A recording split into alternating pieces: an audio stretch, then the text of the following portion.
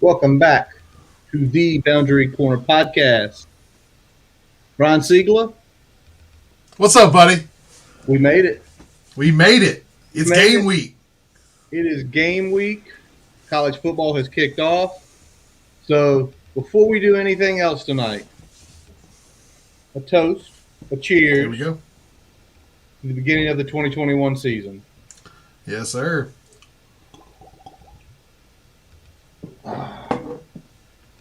Buddy, how was your day? You've heard about my day a few times. Man, it was pretty chill. I did get to come home early. I was in the office, but they said they were like, if you want to go work from home because of this whole potential tornado business, they were like, go ahead. I was like, okay. So I got here about a little after 3 and finished up the last couple hours here. Nice, man. As you know, midday we lost power here in the West End for a little while. I don't know Yeah. what it was for.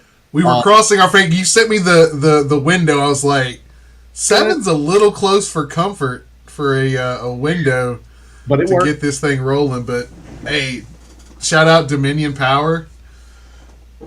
Big shout out to Dominion Power. They got it on within about an hour and a half after it went off. Oh, okay. So it was quick then. It was pretty quick. So I don't think it was anything storm related. I think it was, who knows, somebody. They've been doing work behind us with like they're putting a sidewalk in to go up to Deep Run Park. And my first thought was, even though it's rainy and crappy, were they out there working today and like Someone took the auger a little too deep into the ground. Exactly. So was it that? Was it what was it? I don't know. But we lost power, we got it back. Then my wife came home with my middle child, and he was a little out of control today. But all is well, As they are wont to be. exactly. But this is it. We're at game week, guys, and we're going to look at a little bit of everything. We're going to look at the Hokies depth chart. We're going to look at Carolina. We're going to preview the enemy. We're going to do some picks later in the program. But we're going to start with just a couple quick hitters tonight, and kind of the first one's kind of funny, but we still should talk about it. Smithfield Meat Products is now the official sponsor of the Commonwealth Clash. I mean, so the turkey bacon jokes write themselves, right? Yes, they do. The turkey bacon jokes write themselves. Anybody that read the SI article and all the stuff that was coming out leading up to last year, last year, it was interesting. But overall, it's bacon, it's good sausage. If you don't have Smithfield for a nooner at your 6 a.m. tailgate, you're probably not doing something right. I had some Smithfield tonight. We did breakfast for dinner. We did breakfast for dinner. I did dollar taco night, man. After the day, everything. Always a good decision. Cheapest Taco dinner. Wednesday, hump day tacos. Nothing like that. Shout out Rico's Tacos in the West End. If you don't know, go there on Wednesday nights. $1 beef or chicken tacos, hard or soft. Maybe somebody from there. Also, Rico's Mechanicsville, same deal. So. Same Wednesday? Ooh. Yeah.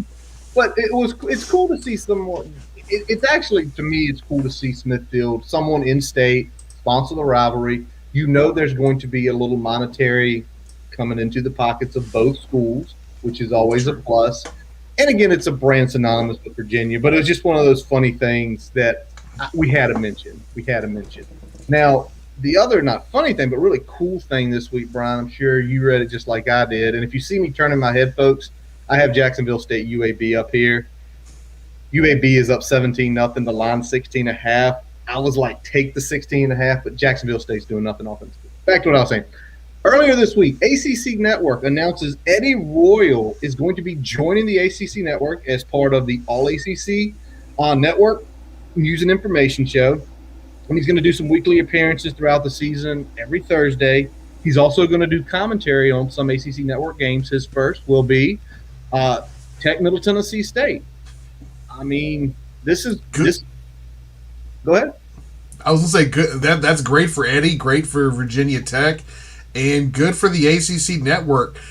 They absolutely needed to get more former players in on this thing. Yes. And getting someone from Virginia Tech in the building, in the studio, is a big deal. Getting someone from Virginia Tech's a big deal. It's a big deal for us, a big deal for the network. But also getting someone who spent 9 years in the NFL. And again, he was a phenomenal ACC performer when he was at Virginia Tech. So you're getting this guy who didn't just go 1 or 2 years in the NFL. He legitimately, between Denver and Chicago, I know I'm missing somewhere in there, he legitimately had a long NFL career. Yep. And again, it's going to be interesting to see if they let Eddie interview people. You know, people have talked about Eddie's personality, never met him personally, but like Eddie had that personality just drawn to you. So, you know, it's awesome to see a Hokie get in there, and gonna be interesting to see how he is from the booth. Chargers. Thank you, Jay Burns E4. I knew it was somebody I was missing there. All right, so let's roll on, Brian, and let's take a look at Virginia Tech. It was released midweek, the depth chart. And as we look at it here, Brian, we both pulled it up. Shout out Andy Bitter. That's who I'm pulling mine from. Let's first start with the offensive line. Just last week on the Hokie podcast hosted by John Laser, Brad Cornelison came out and said Ledicus Smith, Brock Hoffman, Caden Moore, Silas Danzy are our starters. Nothing changed in the next 5 or 6 days. Yep. How do you feel about this starting offensive line? I feel good about it, especially from the run blocking standpoint. The jury is still out on what the right side's going to do in terms of pass pro. We know Silas has been up and down through his career in that regard. Haven't seen a whole lot of Caden, but we know Caden can fucking maul people. The fact that he ended up climbing up the depth chart was a little bit of a shock, but I think is a good thing, and I think it's the potential that we saw in him, especially once we had a little bit of a vacate at that position with Hudson and Nestor moving on. True. You knew that Caden Moore was at least going to be in the conversation there, and it looks like he kind of flat out won that job. Silas was getting some run there. I know they were looking at a couple other guys, but Caden locked it down. Yeah, we know Silas got run there because Tyrell started at right tackle. And it looks like, you know, as it's been known with Vice to do, he's going to mix up the lines. He's going to mix up. I'm sure there were some weird combinations out there, probably some combinations that he had no business running. But again, just being truthful from what you hear from Vice. You're not wrong. He's trying to find his best 5. And then when you look at the depth behind them, does it interest you that, you know, do you think Tyrell Smith and Parker Clements are legitimately the backups, or is this just one of those, well, we need to put different names here? So that's the big thing for me. So let's talk about tackle first. More than likely, one of those two is probably going to be the primary swing tackle. If I had to put money on it, I'd say it's probably Ty Smith. Yeah. One tackle goes down, he's going in there regardless of whether it's Tenuta on one side or Silas on the other. Now, when we look to the interior line, that's when it gets a little bit more hazy. I think that Johnny is going to be the primary swing guy, and then you're going to look at maybe Jesse Hansen being in there as well. So you're probably looking at a 7 or 8 man rotation like we're normally used to with Virginia Tech's offensive line under Coach Vice. And I think those are kind of your 8 guys. It's going to be those starting 5 along with Jesse Hansen, Johnny Jordan, and Tyrell Smith kind of rounding that out.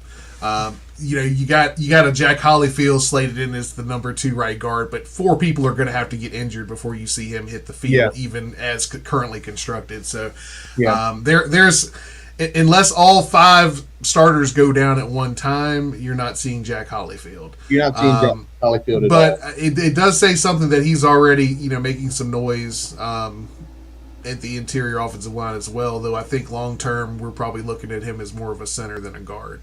True. That's kind of what the stuff is, the information that's coming out that he probably is looking at taking that path to center. Johnny Jordan being the primary backup for center versus right guard, I think that tells a little more because I think if something were to happen, I think Johnny would go to center because I think Brock can play either of those guard positions a lot I think better. yeah, Brock would probably slide, and then next man up if two interior goes down is probably going to be Jesse Hansen. Yeah.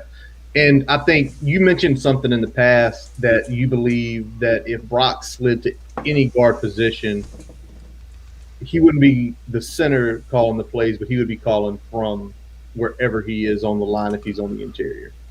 More than likely, you get a better point of view from the center position, so that's the ideal situation. But I think they would rather go with comfort of the position and comfort of the blocks, which means putting Johnny in there at center Yeah, over 100% having that vision to make all the right calls. And Brock, I think he's done this enough, and he's got the mental capability to get it done, even if he's not quite getting the point of view that he'd like to have from the center position. absolutely. All right, let's jump next. Were you happy to see the way the six positions are with the wideouts? The six guys at the wideout positions. Does anything sort of? Oh, he's grinding his teeth. I I know. mean, the thing I would have liked to seen is I'd like to seen Jaden Payute beat out Caleb Smith. For the wide. Yeah, and that's no knock on Caleb Smith, but I feel like we've seen what Caleb's capable of. We haven't seen what Jaden's capable of, what his ceiling is going to be. I'd like to see him get enough run to really show what he is or is not capable of. You know what I think it is? I know there was the reports that he had a slight tweak. I think that's more of he did not get the time to win the Y slot. And that may That's, be true, and especially for a guy that's switching positions and a guy that hadn't played receiver before coming to Virginia Tech. yep, Yeah, I think he's still probably coming along in the offense. He probably needed the reps to get where he needed to be. So you're probably right there. I'm sure losing reps, losing time. Caleb's been pretty much handling that role for a while now. So yep, kind of go with the guy that's a little more seasoned. absolutely. It's great to see Jalen Jones and Dwayne Lofton as the two deep at the X and at the slot. We continue to hear, and we've heard really good things about these guys, really good things, and seeing them as the two deep, as me and you have talked about in the past, you're talking great about them. Are you going to put them on the field? Yep. I'm hoping that since they're in the two deep and they have been talked up for the last month, this means they're going to have some run out there at some point during Friday's game. That's my hope, and especially with DeJuan Lofton, because with Tay Robinson, yeah, he's got the starting slot position, but more than Yep. likely they're going to move him all over the offense. So you might have some scenarios where he's on the field with DeJuan Lofton. You might have some situations where he's just playing in the slot, and you got either Caleb or Jaden out on the outside with Trey. So I think they'll mix it up Let's hope so. because Tay does give them that flexibility. But I definitely want to see those freshmen get some run this year, and it's nice to see two guys that we targeted in the last class come in, make a name for themselves quick, and they're already creasing the two deep. Absolutely. Before we jump over to the defensive side of the ball, we're not going to talk about tight end. We're going to talk about quarterback. Those are pretty much entrenched positions. That's the best running back depth chart I've ever seen. Not a 1A and 1B, a 1A, B, and C. Brian, how angry will you be if you do not see some form of combination of Dalen Holston and Raheem Blackshear or Keyshawn King and Raheem Blackshear on the field at the same time Friday? Yeah, I mean we got to get Blackshear on the field a good amount and not just as a spellback. I think he's going to be fine as a spellback, but you can't just use him as a spellback. That was my criticism for most of 2020. That's going to be my criticism if we don't come out with plays to get him involved in the game that aren't just inside zone and outside zone. So we need to find a way to get him the ball outside of those traditional run plays that we call. Keyshawn King is who I love seeing in there, Yes. especially after kind of how 2019 wrapped up for him, how the offseason went, how 2020 went for him. Seeing him back in that 3-man rotation at running back is big, and I hope that he has a good year because I feel like he can bring a lot of different things to the table that we don't have in the other 2 backs in that 3 deep. Especially the explosiveness that he has. Yep. All right, let's flip over to defense, Brian, for a second here. A couple positions. I mean, defensive end, no question. That kind of is what it is. Defensive tackle, kind of again is what it is. But I'm going to look at this one first. Let's look at boundary safety. Okay. We have been hearing Tay Daly's going to be doing a dual role. Tay Daly's name does not appear as the boundary safety primary backup. It's Nasir Peoples. What does that say to you about what's going on with that position?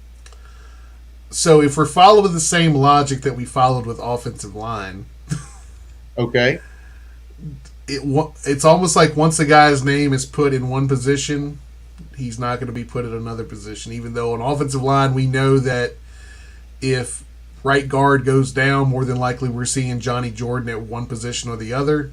Yep. Or Brock Hoffman sliding over. That's not how it, like, this isn't Madden. We're not setting it up where we're stacking our 2 deep with, the starter at another position or the backup at another position. We're you're not starting your entire second string from guard to guard with the best second string guy you got on the interior line there. I think the same is playing here. Tay Daly probably is going to be that kind of swing safety, that third safety that's going to operate in both. Some of the giveaway with that is that you've got Jalen Stroman as kind of the oar at the free safety position. So that tells me that he's coming along there as well. But I mean, Nasir Peoples is in there as well, and I'd like to see what he can do, get on the field and get some time as well, because I think he's got a lot of potential there as well. The question for me with Devin Hunter is Devin Hunter going to be conditioning-wise, football-wise, where he needs to be to absorb the amount of snaps he'll have to endure as a starter. Yep, that's going to be a biggie there. The other thing that caught the eye was free safety. Jalen Stroman is the oar. I think me and you already talked about it. We thought he was going to see definitely probably not going to get a red shirt. Probably going to be on a ton of special teams. Obviously going to get some run at free safety now. Yeah, I mean, I was calling that out the gate. I was like, this guy's going to probably see some time this year. He was at least going to use every snap of his 4 games if he wasn't going to have to burn the red shirt. So here we are. He ain't red shirt. He ain't. I think he's too talented. I think he's already built. I think he's ready to play. He's got the body. He's ready to play. He's practiced significantly with NFL caliber players. So true. It's true. All right, let's look at next. And I'm trying to figure this because, as we talked about, we're not putting our 4 best players on the offensive line. Linebacker looks completely opposite. Where we were seeing McCray from the Marshall transfer, talked about as being the potential backup to backer. Lo and behold, this pops out, and it's the more seasoned, it's the more veteran, it's the unlikely backer fit in Keyshawn Artis. What is that? Well, I think I'll tell you what I think it says, and that's based on something I heard later in the week as it went along. Is that we're working McCray a little bit at defensive end. Ooh. So if we're working McCray at defensive end, then more than likely, we're going to look at Dean backing up Dax and Keyshawn backing up Tisdale. That's going to be interesting. I think the Dean thing doesn't shock me. I think, as you were alluding to, the Keyshawn Artis backing up Alan Tisdale is a little more shocking. Yeah. Keyshawn's a little bit of the more bigger linebacker. You would think he would be a little better fit on the interior, but it sounds like Dean's really stepped up, and it sounds like Keyshawn, they at least trust him enough to be able to handle the athleticism required of that position to at least be that 2 deep at backer there. Absolutely. All right, let's flip back to the secondary real quick. We're not questioning Jamari Connor. Jamari Connor gets the 25. He's obviously the primary nickel back. But let's look at corner Okay. because I think coming into this, I think me, you, and probably the rest of Hokie Nation were thinking Jermaine's back, Jermaine's healthy, he's won. That's the case. We also thought Dorian Strong had one hell of a campaign last year, freshman All American. Yep. He's definitely the two. Armani Chapman, per the coaches, per the reports, has had his best camp since he's been at Tech, and he is essentially the 1B with Dorian Yep. Strong. Awesome for Armani. I think awesome for that room. That's huge. I like that. I mean, Armani's always had the ability. It was a little bit of the consistency I think that he was missing in his game and some of the early snaps he was getting. Particularly look at last year, he'd have one really good play and then he'd back it up with a play that he wasn't quite where he needed to be or didn't make the play. So if he can get some consistency in his game, the sky's the limit because he's got all the ability. Good size, 5'11", 205. You like that size. He's big enough to jam you, but he also has the athleticism to run with you. So I'm hoping for big things for him, and I'm sure some of that. I mean, I know Dorian did well last year, but Dorian's probably still going to need another year to get the size that you'd like him to have. Yeah, to be kind of an every down corner. absolutely. Anything else between either depth chart catch your eye over the last couple days that you want to I mean, we've already talked about it a little bit, but we're a little antsy about Eli Adams being our number 2 defensive end on the left side behind Amari Barno. Not knocking him, just size wise, it's a concern. You got weight only 235. That's not the bad part. The bad part is he's coupling that with a height of 5'11", which really doesn't match the scheme that we're trying to run now. Yeah. So that's a little concerning, but it is. It is. But I think a little bit later on in the episode, Brian, we're going to get into a few things as we talk about Carolina, about what we're going to do and things me and you discussed potentially could happen with the defensive line. All right, before we move on, let's go ahead and take a look. The team captains, Brian, I don't think any is a shot. We have tight end James Mitchell, linebacker Dox Hollyfield, Jamari Connor, number 25 this week, Brock Hoffman, and Terrell Smith. I think you have a great balance. We have a prediction right there. I don't know if we can use that one. She's hedging. You can't hedge. You got to give us one. We'll write it down for later in the episode. But I think you get a good mix of you have your dogs, right? Yep. Your dogs. You have your dogs. You kind of have your old guard in Ty Smith. And then you sort of have the governor. The governor. The governor in James Mitchell. So you have this wide variety of leadership. You have Jamari, who's a little quieter. Brock and Dax, the dog's real loud. Although Jamari is quiet, he's a dog as well. And then you have – it's like this. It's a good blend. It's not everybody's like James Mitchell, very considered the governor, and everybody's not wild and crazy getting 15-yard penalties after plays. No offense, Jock Hoffman, but, you got your old head, Ty Smith, making sure everybody gets their fiber. I mean – puts on their bands, their copper tones. But any shots with anybody on here? No shock. I mean that was pretty straightforward move by the Hokies. So nothing to really comment on, but sometimes predictable responses are good. Very nice. Brian, it's Orange Effect Week. They released the jerseys about 2 hours ago. Did they get it right? Yes, they absolutely got it right. White helmets, orange jerseys, orange pants. Let's do this. They did get it right. It looks good. It's an orange effect. We are maroon and orange. Chicago maroon, to be specific, and orange. It needs to be orange on orange effect. You don't need to have a maroon helmet on orange effect games. The white helmet is good with the obviously. What are we upsetting Tally for? Tally.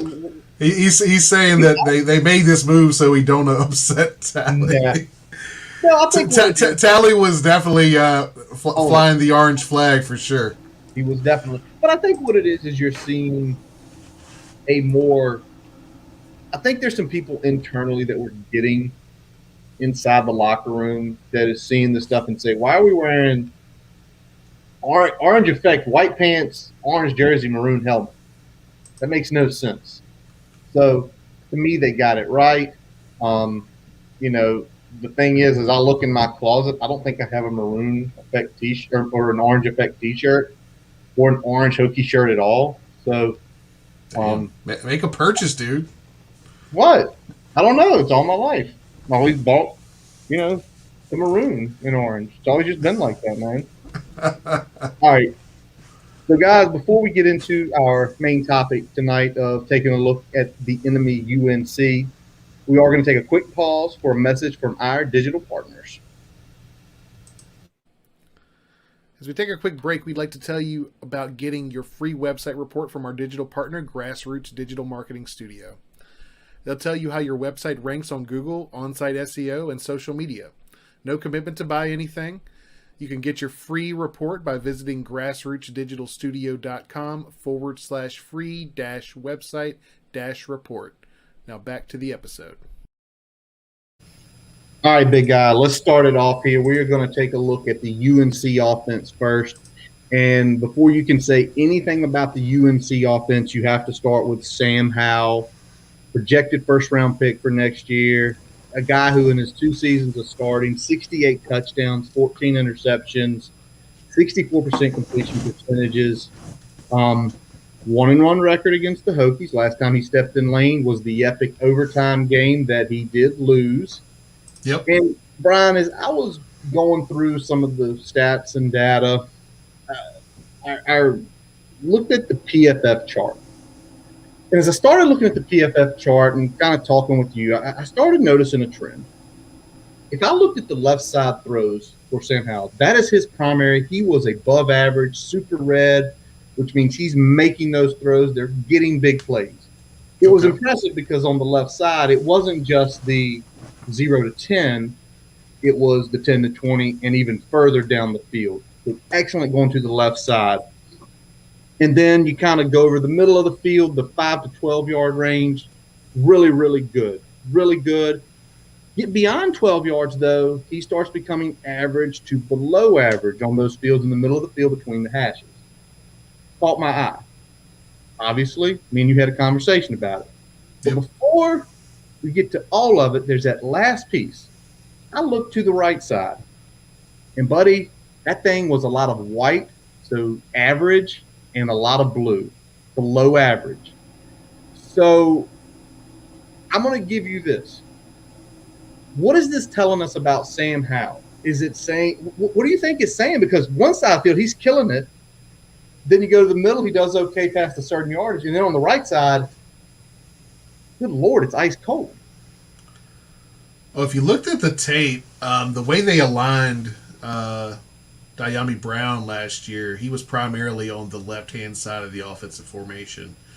So when they were striking downfield, they were doing so more effectively where Dyami Brown was lining up. Okay. So that's one piece of it.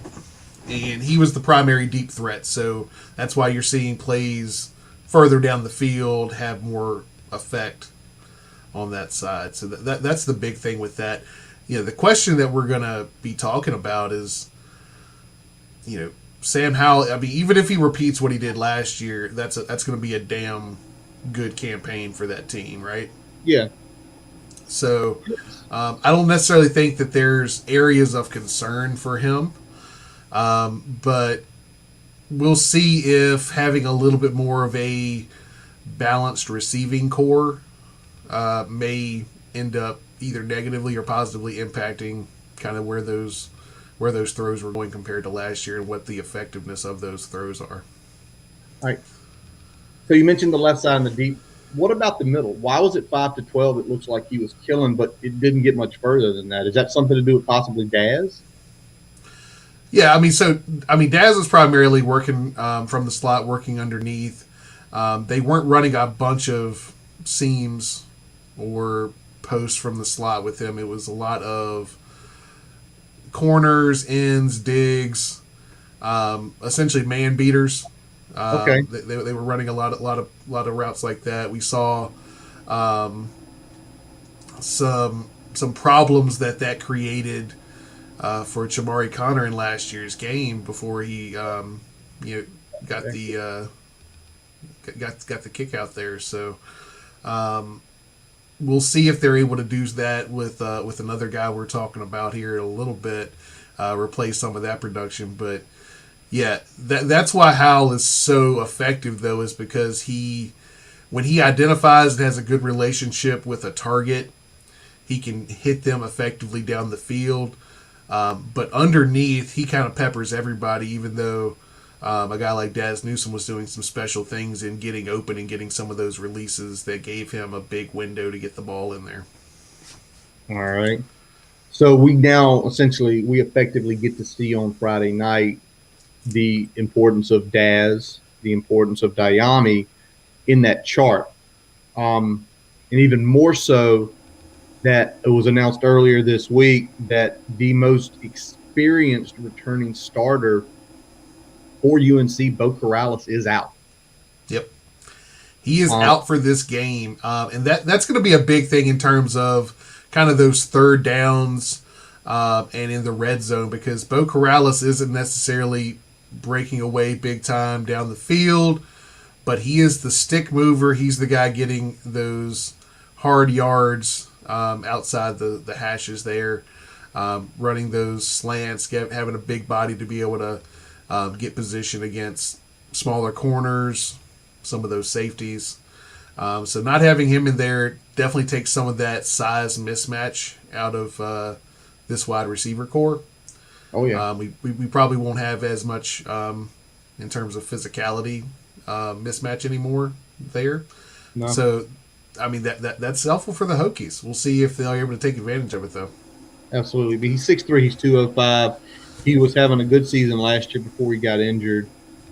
So, if anything, it's one of those I hate to say a bright spot for the Hokie, that someone who's been on that stage in that stadium multiple times is not there on the field.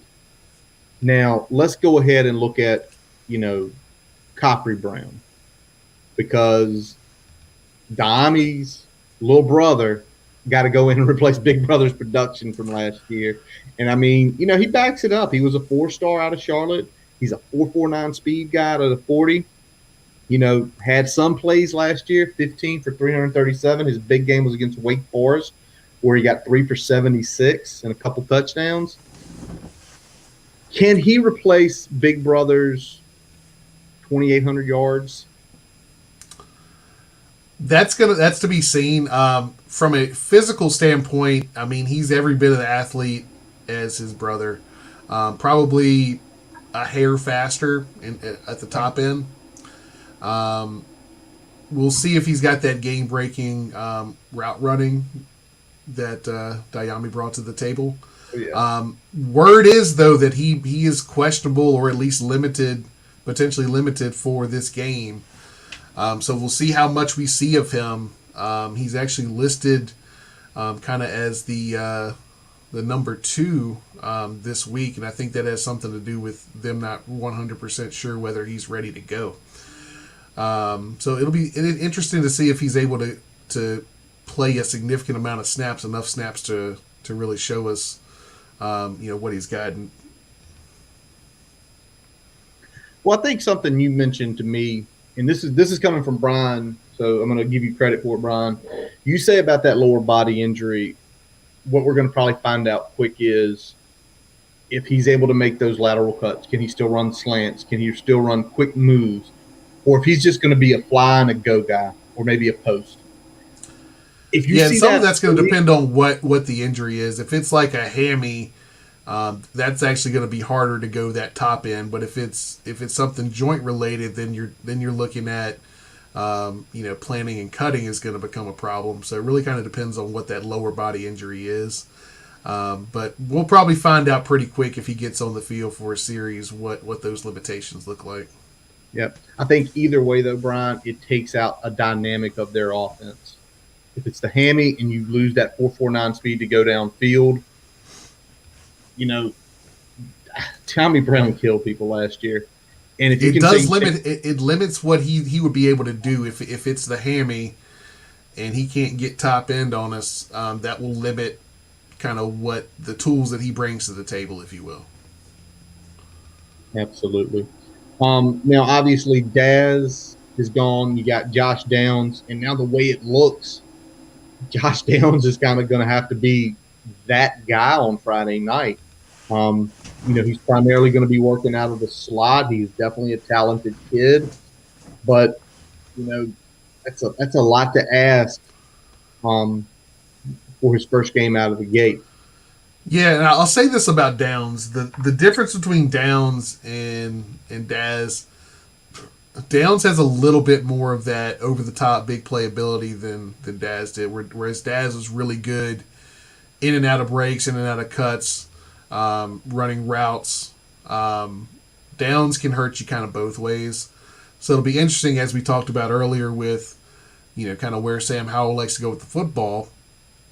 Is he going to end up stretching the seam a little bit more for the Carolina offense this year, or is it going to be kind of more of what we saw from Daz Newsome last year? But he's definitely going to be the guy that can break the game open for North Carolina against the Hokies on Friday. Yeah, so what it's going to really be interesting to see is it because who Daz was, they did not take those shots, basically 15 yards downfield in the middle, or is it something, and you don't feel like it's something with Hal, or is it something with Hal, maybe that section of the field is just not what he likes to go to? I hope it's the latter, not the former, because that's much better for the Hokies all around. All right, so we've kind of cleared the wide receiver room. And, they ran over a depleted Virginia Tech team last season. You're right, TOOSM. But the reason they did that is they had two NFL running backs who were taken in our draft last night, Brian. Carter in the 7th round, I believe. I believe our buddy Mike took him. Yeah, that backfield is going to be a cluster, though. It's going to be hard to see who's the clear lead there. It's true, but he's got the potential, and you see him and Williams both in the league now. Oh, yeah. But they bring in Ty Chandler, Tennessee transfer, to replace him. 3rd in Tennessee all-purpose yards, Brian. Now, Brian, before you get into his game analysis, watching the film, I did a statistical breakdown, and I've got to share it with you. All right, so how many times do you think Ty Chandler, who's 3rd in all-purpose yards, has carried the ball 15 times or more when he was at Tennessee, which is over 45 games? What, 2, 3? Actually, 9. He's carried the ball 15 or more times, 9 times. Okay. In those games, he carried it for 166 carries, 786 yards, 4.7 a carry. I know it's Tennessee. I know they have been down for basically since they fired Full Filmer 15 years ago. That doesn't jump to me. His biggest game he had in that stretch was when they played BYU, and he had 26 carries for about 154 yards. His biggest game in general was against UTEP, where he had 12 for 181. One was on an 81-yard touchdown run. I know he's got talent, but it seems to me when he would get that 15-yard threshold, it would not be the 5 to 5.5 yards per carry you're looking for out of a workhorse back. What did you see on the tape? Yeah, I mean, some of that's the fact that he was a true rotational player with Gray in the backfield last year primarily. They were pretty much alternating series. So some of that can be, is he more of a rhythm back? In stats say maybe not. If he's getting the more carries he's getting, and we're not necessarily seeing a big jump up in production, is he going to be a guy that's stepping into Williams and Carter's role, or is he going to fill primarily just Williams' role? Because what I see is that he's a good runner. Running style probably is a little bit more like Carter. Good vision. He likes to cut it back. Pretty decent patience, but he doesn't have that kind of game-breaking talent in the running game against quality competition. You mentioned UTEP, but I mean that's UTEP.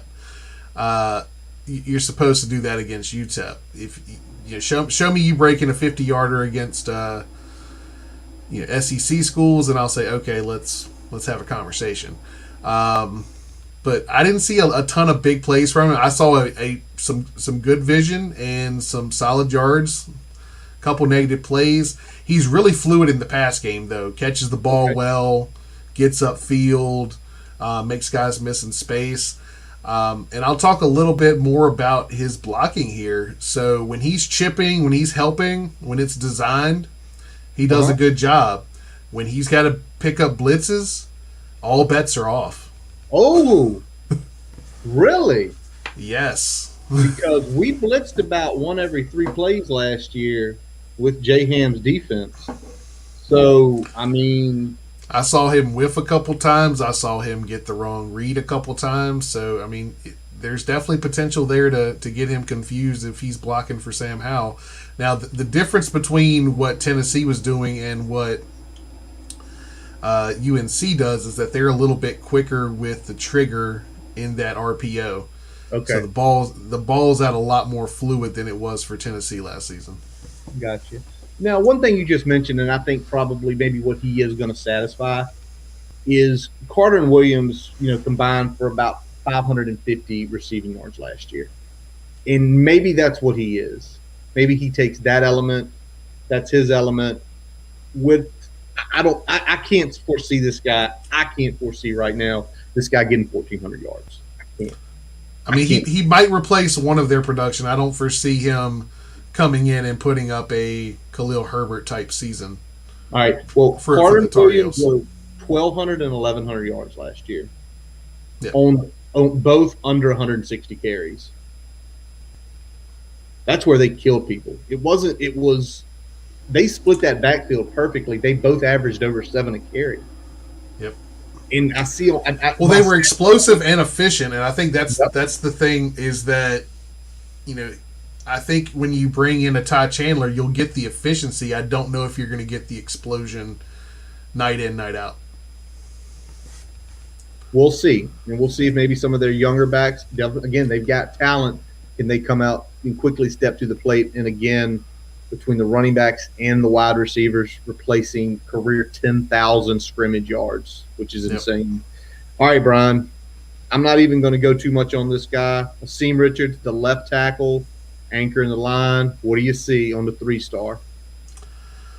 I see kind of a slightly better version of Luke Tenuta.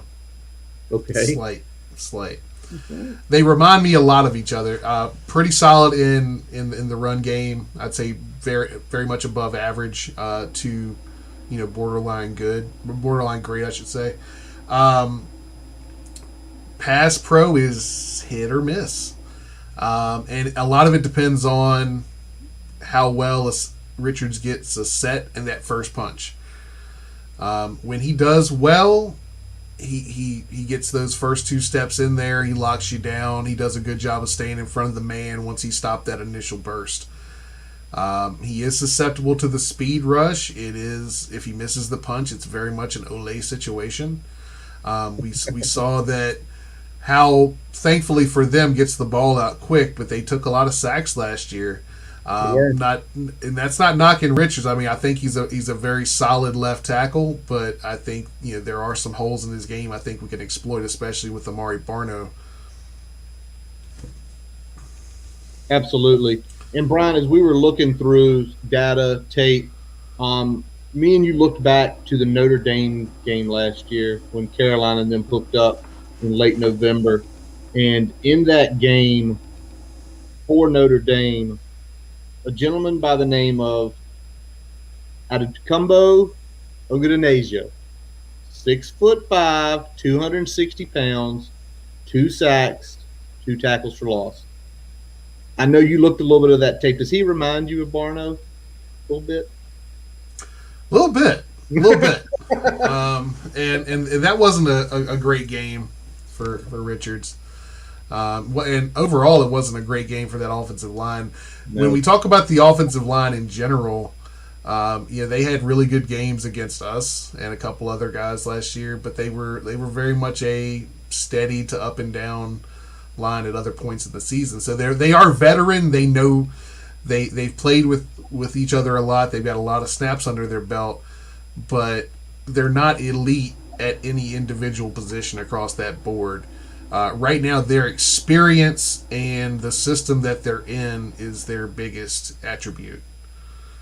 And I think they did a good job of taking advantage of a very depleted secondary and overall defense for the Hokies last year. And I think while you may not see some elite level defensive play against UNC, you're going to definitely see some improvement. Absolutely. And again, the big part was the sacks last year. They were like 105th in the nation giving up sacks. And, we got pass rush last year. We just couldn't stop the damn run. And I think that'll be key for us this year. And so gap. I'll say it again. Gap. You could drive a bus through it on like 60% of the damn rushing plays last year. It was ridiculous. Some of it looked like just not getting in the right gap. Linebackers, sometimes a safety. I watched one play where it looked like two people had spill responsibilities on the same side, and then somebody else took A gap and there's B gap just wide open there. I'm like, what are y'all doing? You gotta. It doesn't matter if you're gonna get the spill if you don't plug up B gap. They're just gonna run right up the middle of the damn defense. And we got safeties back there that had played like 30 snaps in their damn career. Walk-ons. Yeah. And walk-on safeties back there, and I think that's the key. As we get into it, and we'll do our predictions in a while here, though, it's going to be how they run the ball. It's why we focused on Ty Chandler. But we're going to look at this, Brian, and we talked about it just a little bit earlier. We talked about the defensive alignments. We know we're a little thin at defensive end. So me and you started chatting, and we started chatting about that potential, and it was said by someone, maybe it was Ham, again caught our ear, about potentially Jordan Williams and Norrell Pollard potentially having the versatility to play in. Now, folks, when we say play in, we're not talking about them playing outside of the tackle's shoulder, like Amari Barno and Tywan Garber will. Brian, explain what we're thinking about them doing when they have someone like a combination of Barno, Fuga, Kendricks, and Norrell Pollard on the field. You're going to see a bigger line. You're probably going to see that go towards the strength of the formation in most cases. If they're going to go heavy, you're going to have that D tackle that's slide out. They'll be towards the tight end. They're probably going to be heads up on the tackle. Probably given two gap responsibilities in this case. If we end up going that way, just because of their size and the need there. But what we're looking at is that gives a little bit more flexibility at D tackle. The question becomes, for that to work and for how Bill Tierlink likes to substitute lines on the D line, you're going to have a Max Philpott play significant snaps for you, because now one of your second line D tackles is getting potentially a lot of snaps out there at DN. So a guy like Max Philpott's probably going to have to play a significant amount of snaps in order to accommodate that. All right. So there's that defensive lineman thing we were talking about, guys, about potentially one of the defensive tackles who have that capability. It's the 5 technique, Brian, right? Yep. 5 technique. Playing the 5 technique. For folks who are if you want to get an idea of what this looks like, and this is what I'm going to revert you to, go look at the San Francisco 49ers defense of the last few years under Robert Saleh, the New York Jets' current defense. If you really want to get the most unequivocally great version of it, go look back at the Legion of Boom when they were running cover 3 and cover 3 buzz with Cam. They essentially had a big defensive end. It was more of a defensive tackle right over one of the tackle positions. And then they'd have someone at like the 8 or 9 technique wide. And the goal of it is that's where the pass rush is coming from. We have a quick interior guy that can get up through your guards. But our goal is you're not going to run the ball. We're going to stop you from running the ball.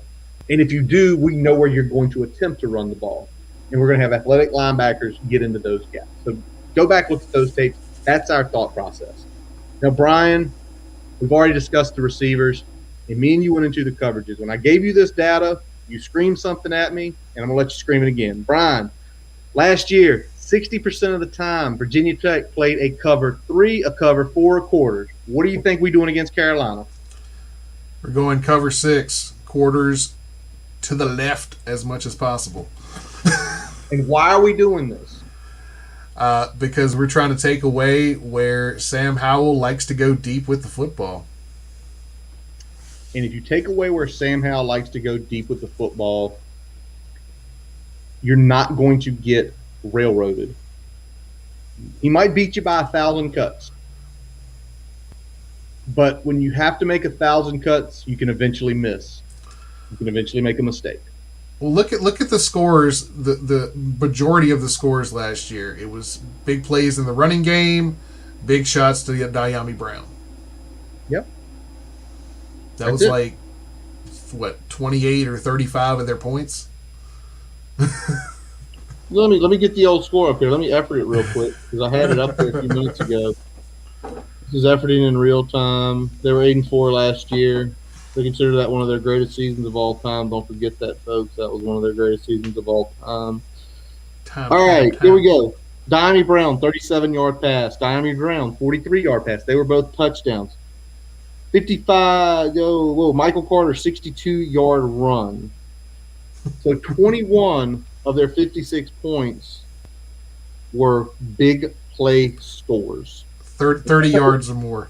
That's not even counting the numerous times they broke midfield on us with 20-plus yard runs. Yep. So the goal here is, Brian, let's just say it. Quarters, take away the deep, and fill the friggin' B gap. If we just somewhat fill it, it's going to be a little better than last year. Honestly, if everyone's in a gap and our safeties and outside guys are in the spill lanes the way they need to be, just getting there is half the battle. That was the big problem last year. We weren't fucking there. No. It was terrible. It wasn't that we weren't making the plays. We weren't even fucking there. Yeah. All right, Brian. Well, let's flip. Let's go to the other side of the ball because as much as we want to knock and call crap, and I know it was a lot of Hendon Hooker, we scored 45 points on this defense last year. Yep. It would have been more if there were several calls. We're not going to go into that play because I've talked about it about 6,000 times in the last 9 months. But let's start with the defense. Let's start with the defensive line. Let's start with the two Fox brothers. You got Tamari, 6'1", 290, 3-star out of Georgia. Last year, 46 tackles, 6 tackles for loss, 4 sacks. His brother, Taman, is the outside linebacker.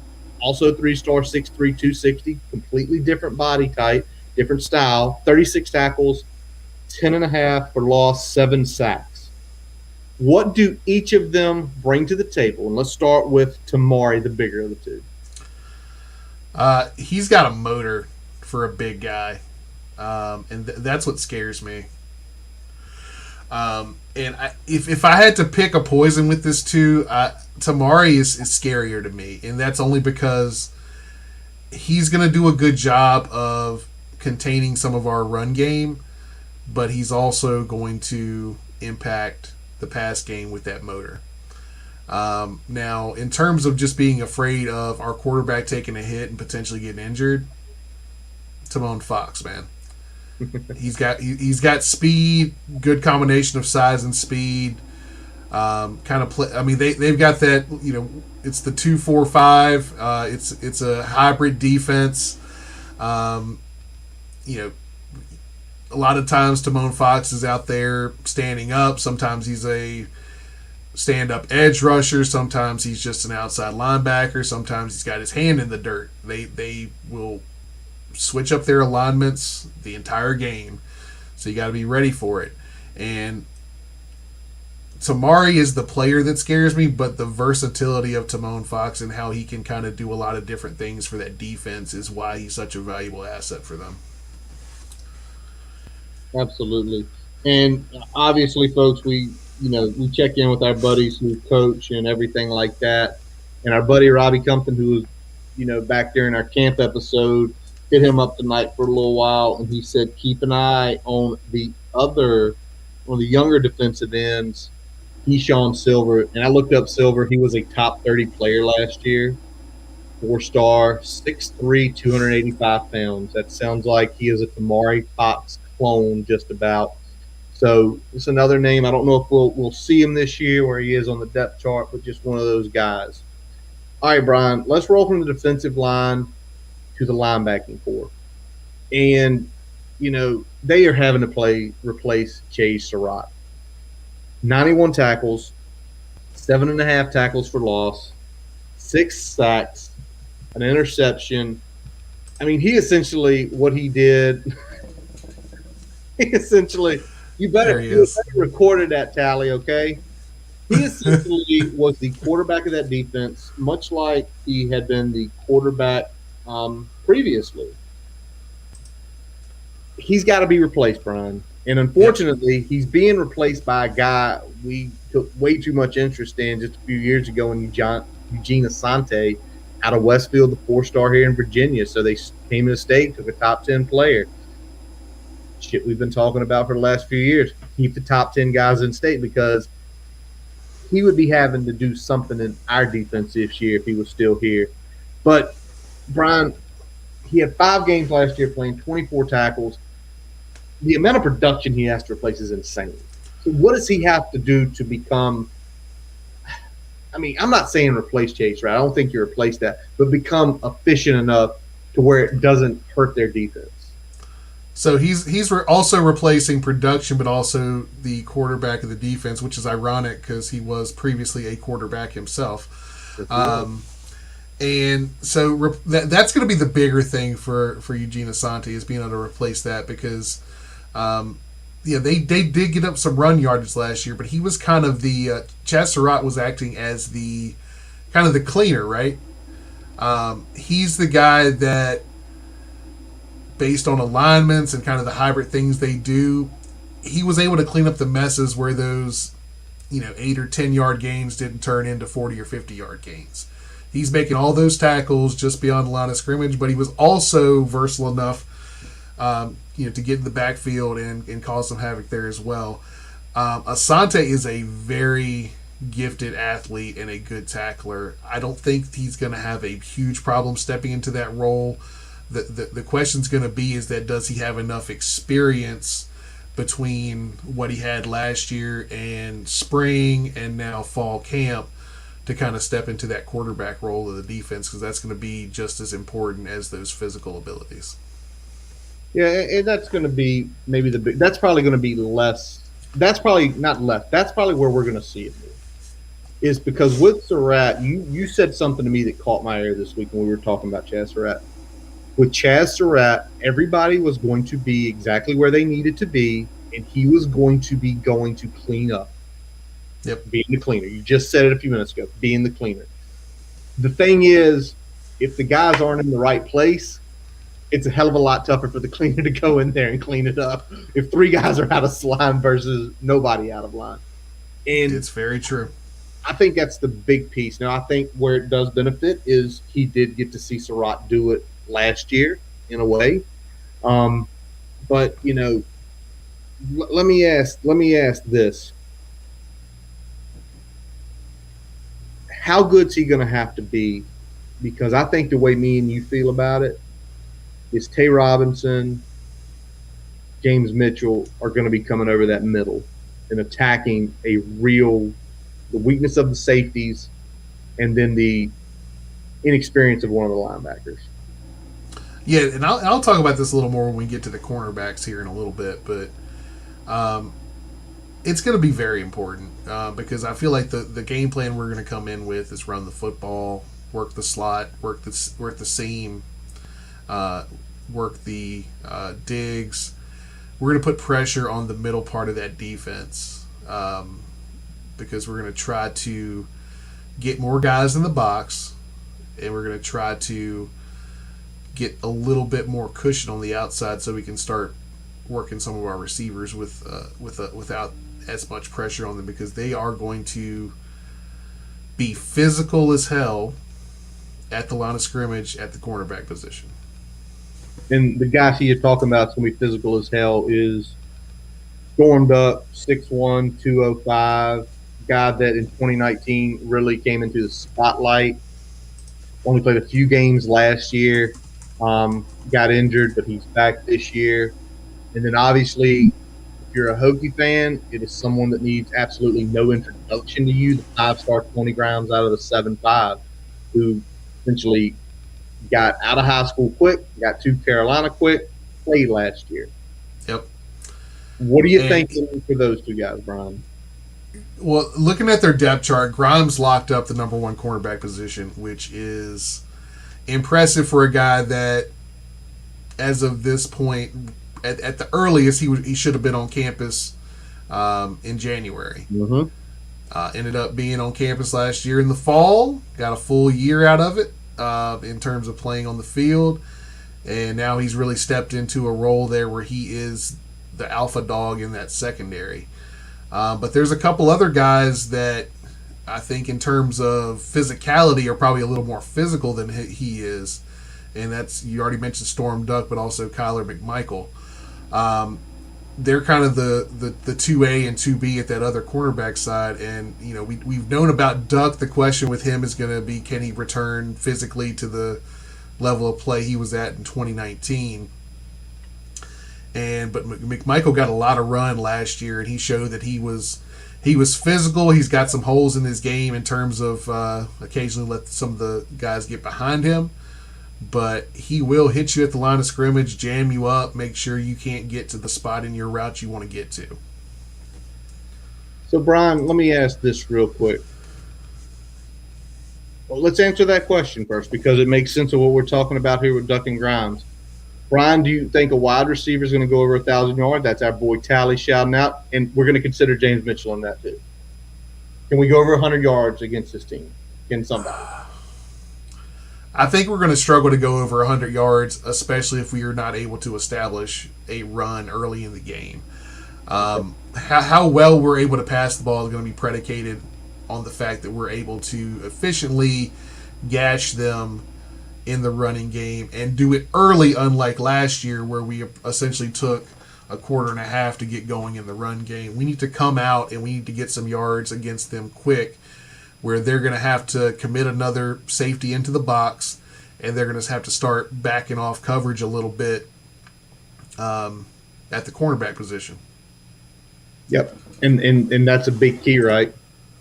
It's a big key. That's a big key because a lot of what we do, we don't just line up and run past guys, right? Like that. No, that's, we don't. We're scheming. That's not our game. Yeah, we scheme guys open.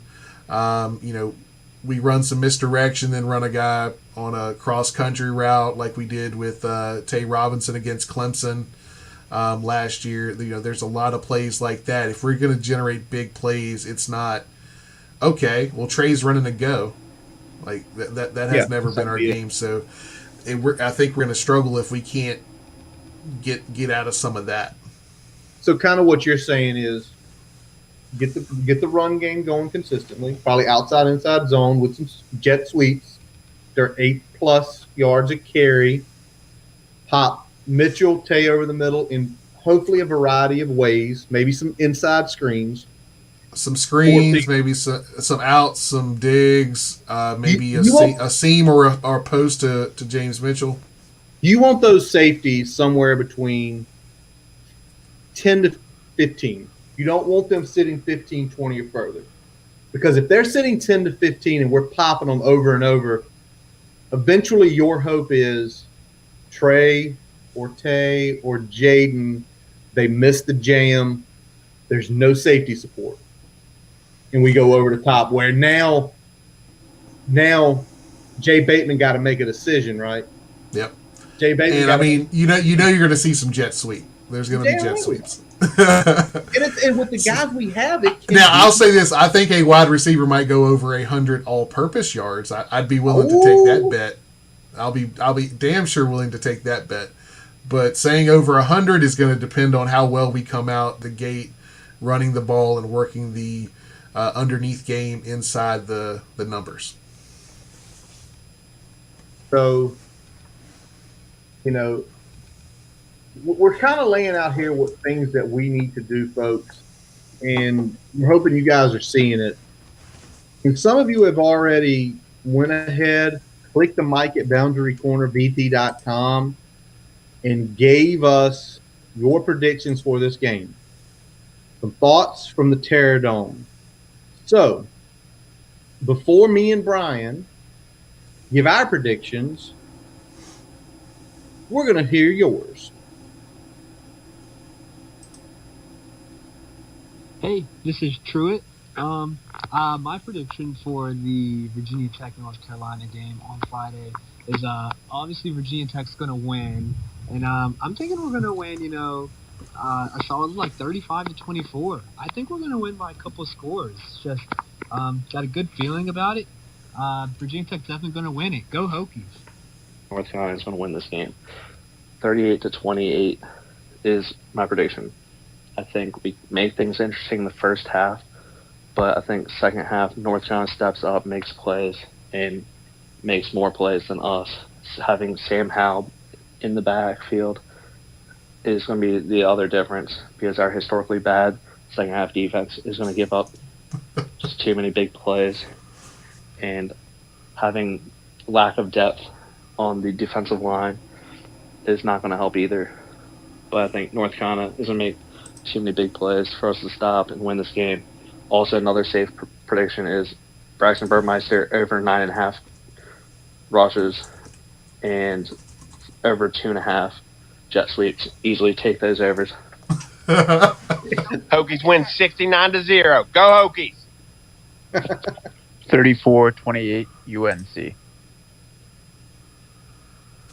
All right, so we got 4 predictions that came through there. We got 2 for the Hokies, 2 for the Tar Heels.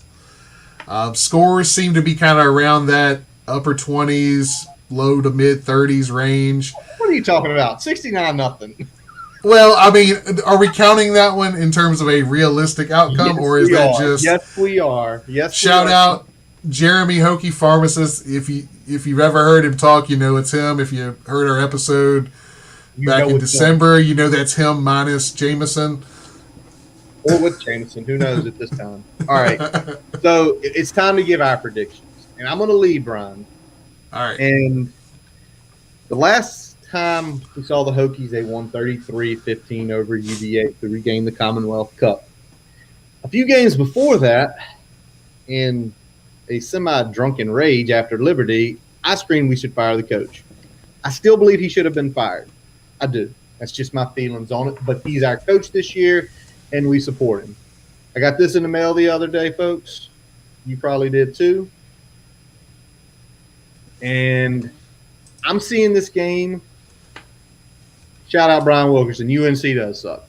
You are correct, sir. I am seeing this game similar to West Virginia, Virginia Tech back in 2017. Okay, go on. It is going to be a close game. It is going to be a nail biter. It is literally going to come down at the end of the game, the Hokie defense versus Sam Howell versus a Heisman candidate, higher ranked team. And I'm going to say, similar to what happened to Will Greer, happens to Sam Howell. Hokies win 38-31. All right, you put yours in there. I'm going to put my name on this one. I see a very similar game to the regulation portion of 2019. quarterback injuries and all that shit aside. I think it's one of those games that we're going to have a lead at one point in this game. They're going to have a lead at one point in this game. It's going to be a little bit of back and forth. The difference I see is that I think Sam Howell, with a little more seasoning, gets it done in the fourth quarter. I think it's going to be a 38-34 victory for the Tar Heels. All right, so write both of those down, folks. We did not waver from last week's season predictions on this game. Brian did go with UNC. I did go with Virginia Tech. Now, Brian, I'm going to ask you real quick because you're a Hokie fan. And yes, I am. I know your head told you UNC. Your heart is telling you the Hokies. And for you, because you have the experience of playing collegiate football, coaching high school football, what has to happen in your mind to change your mind to your heart pick and for the Hokies to win this game? So to me, it's two things. I already talked about it a little bit. We need to establish the run and work the short passing game between those numbers early. Get them kind of out of what they want to do on defense, especially against our wide receivers. On the other side of the ball, the big thing we need to do, B gap, stop the damn run. If we can get them where we can contain that running game, a one-dimensional Sam Howell you don't want it, but it's a whole lot more desirable. I'd rather Sam Howell drop back 45 times than have to deal with an RPO all damn night. Damn right. You're damn right. If that run game is stopped if we stop that run game 75% from the 100% it was last year, I think that's a W, along with some better offensive play calling at certain times. Yep. But I'm not going to digress anymore about that. So, folks, we have it on paper. Brian's giving you his head pick. He gives you his heart pick, what he thinks has to happen. He give you my pick, 38-31. But we aren't done yet tonight, folks. As always, TWS 38-34 UNC. You're fired now. Because we can't pick them every game. Yeah, I want to. I want to. Well, by all means, if Brian sees things breaking early, I think you need to be checking out the BC and his Twitter feed on Friday night because he's probably going to be putting it's going the right direction. Because I think, Brian, you also told me if we win this game, you think we're going to break 40, right? I think we're probably going to have to break 40. I think Sam Howell, even with an improved Hokie defense this year, I think he's going to be hitting somewhere in the mid-30s. I think they're just going to be that efficient, even with some of the rust from breaking in new players and having a couple guys out and losing all that production. I think they're still going to be a potent offense. The question is going to be: are they putting up those points while trailing us? And that's in our favor. Gotcha. If they're playing catch up, that's in our favor. All right. Well, folks, let's jump off the Hokies and let's look at the full collegiate landscape. We're going to be picking 10 games here. And, man, just looking tomorrow night, it starts. Man Cave will be in full effect tomorrow night. Ohio State plays Minnesota, USF, NC State, Boise, UCF. I mean, it is a fully loaded Thursday night with some good games. Certain guy up at Minnesota is some people say he should come here next. I don't know how that works, but we'll see. We're not going to pick that game just because Minnesota is not ranked. But we are going to pick some ACC games. And, Brian, let's start with NC State. Minus 18.5 against South Florida with an over-under of 59.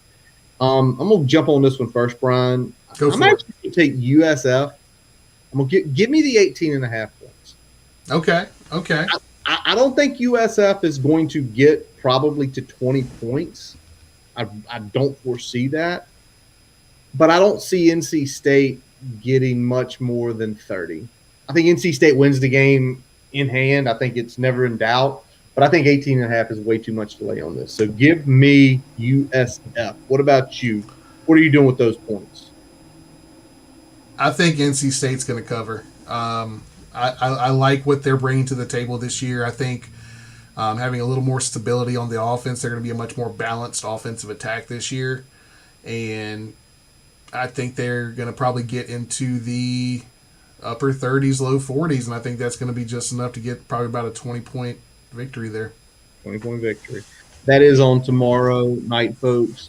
Check it out. Even though we're not playing NC State this year, keep an eye on your ACC team. Oh, Tally says NC State's going to run all over them. Tally, if you can hear me, are you taking or laying the points with NC State? And what I'm going to do here is I'm going to move to the next one. If we get Tally's response, we'll include it. All right, Brian. Duke is laying 6 points against UNC Charlotte. Will Healy, a name we've heard a lot of, over under 60.5. Who are you taking with the points, big guy? Duke, but barely. I think that's going to be barely. Yeah, I think that's a touchdown game.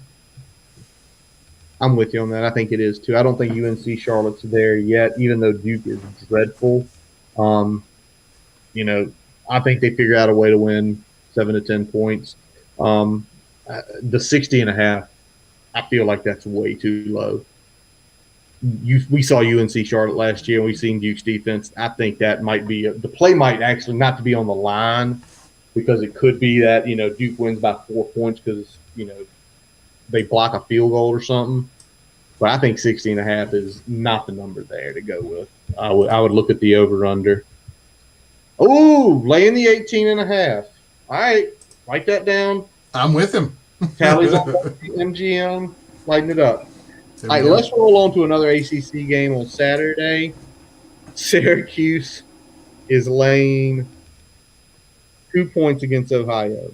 Syracuse you lead on this one? Huh? You lead on this one? Dude, I'm with what you've got written down here already. Give me Ohio. Give me outright. So I'm going to take those points. Let's go. Yeah, Ohio winning outright, lock it the hell up. Yes, because Ohio's always a good MAC program, and I know the head coach Frank Solich just left a few years ago, or just left earlier this year. He always had a good program. They always, even when they played the bigger teams, they always dogfought. Now you're going to put a bad Power 5 team in there, that team's going to win. By the way, biggest mistake Nebraska ever made, firing Frank Solich 20-plus years ago. The biggest mistake they ever made. Crushed that. Boom. All right, let's go back and look at a pretty big matchup on Sunday. We have Sunday football, folks, 7:30. I think it's going to be on ABC. Notre Dame, FSU. Notre Dame is laying 7.5. Brian, what do you think on this one? This is the one that I wasn't sure where I wanted to go. I still don't trust Notre Dame. So what I'm going with here is that this is the first chance for what is probably a very middle of the pack FSU team to essentially play the game of their life. Okay. Out the gate. And I think they keep it close enough. I don't think they win outright, but I think it's like a 6-point game. So okay. Not so fast, man. We discussed with Brett just a few days ago about, although Notre Dame is replacing some talent on offense, that defense is nasty. It is. And if we saw FSU last year, they just don't. They don't. Other than playing Carolina, they did not look right the rest of the year. I think 7.5 is too low.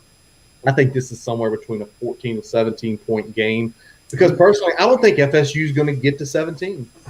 And I think eventually it's the old, your defense is athletic, but eventually a team that has Chris Tyree, and even though Jack Cohn is not as mobile as Ian Book, once Chris Tyree peppers that middle of the line enough, they're going to take some shots and they're going to hit. So give me the Irish, lay the 7.5 points, folks. All right, Brian, if we're crazy enough, after probably watching somewhere in the neighborhood in the next 4 days, I'm going to give our over-under 30 hours of football. Yeah. 30? That sounds about right. Probably 4 hours tomorrow night. There will be mass consumption of the college footballs over the next if we can 4 or 5 days. Exactly. If we can make it to Monday night, 8 o'clock kick, Louisville, Ole Miss. All right, you led the last one. I'm leading this one. Lane Kiffin likes to score points. 75.5 is not enough. If that guy can put 50-plus point on a Nick Saban defense, he is going to shred Scott Satterfield's defense in a heartbeat. 10 points is not enough. You think of the amount of talent that Louisville had on offense last year. Tutu Atwell's in the NFL. The running backs in the NFL. They're not bringing anybody back. We saw last year with Virginia Tech's offense that we could put 40 on them without blinking. Load it up, take the over. I think this game is going to be somewhere like 56-30. And That sounds right. Ole Miss easily covers it. Yeah, give me Ole Miss with both barrels, man. Lane Kiffin's going to run it up. That's what Lane does. Unless he doesn't, he gets fired on tarmacs. All right. Ouch. All right, let's jump over to the Big Ten for a second because they've got a couple big matchups this week, and the biggest one is the Wisconsin-Penn State game in Madison at Camp Randall. Let's jump around a little bit. Over-under's 50. Wisconsin is laying 5.5, Brian. What do you think on this one? This is another one I struggled with when I was looking at the line, but I think Whiskey's going to get a touchdown victory here. I'm a little unshaky. I'm a little shaky with what Wisconsin's bringing to the table this year, but I think they've got enough playing at home to pull out a 7-point victory over Penn State. All right.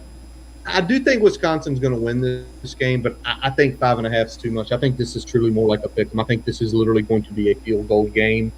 I think Wisconsin does win because of the home field advantage.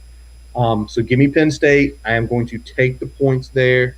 I think that's going to be a hell of a way to kick off noon, regardless what happens Friday night. And this is one thing I like about playing Friday night, even as bad as it could be, and we've dealt with as bad as it could be because it ain't going to ever get worse than 2019.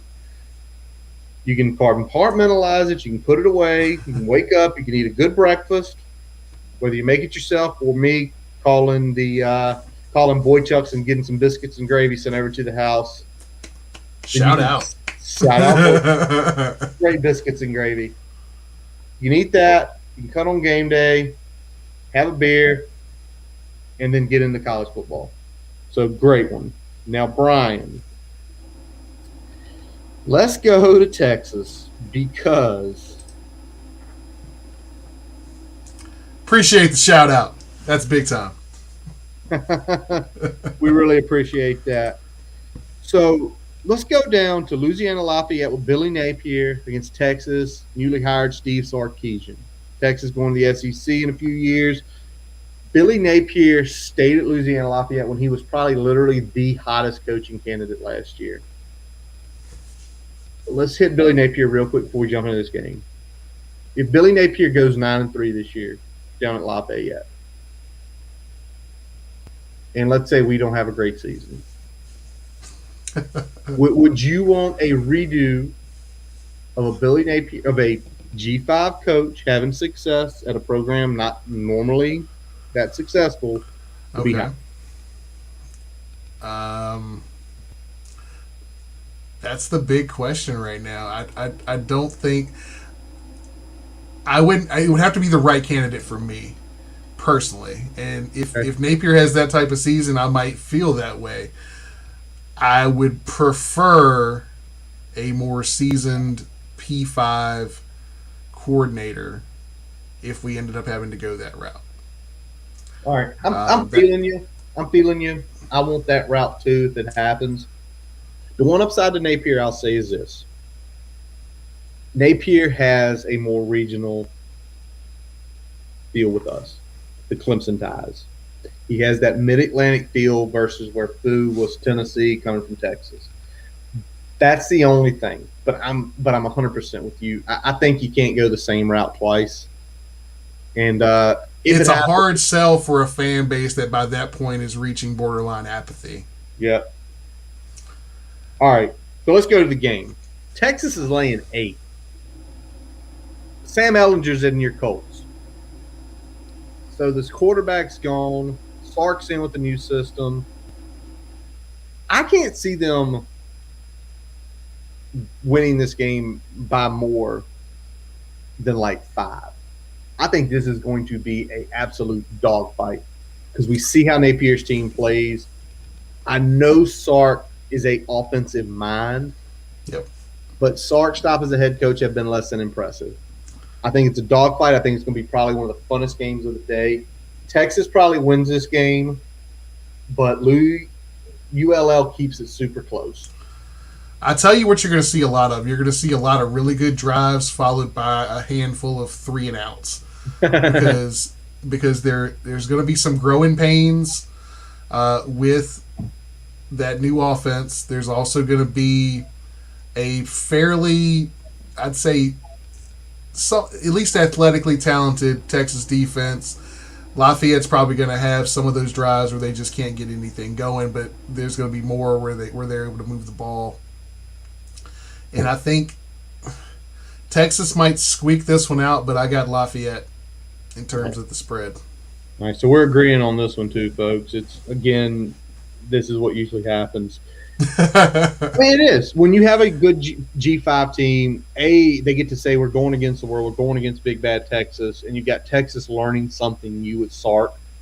I think it's going to be I think it's going to be one of the most entertaining games of the day. All right, let's go back to the Big Ten. Another big matchup there, 17 versus 18. Indiana coming off probably its best season since 1993. Go back, we beat them that year in the Independence Bowl versus Iowa. Kurt French, steady Eddie, never out of the top 25. Iowa is laying 3.5. Brian, you lead this one, buddy. I think Indiana pulls this one outright. I know it's pretty much a pick 'em, just outside of that normal range.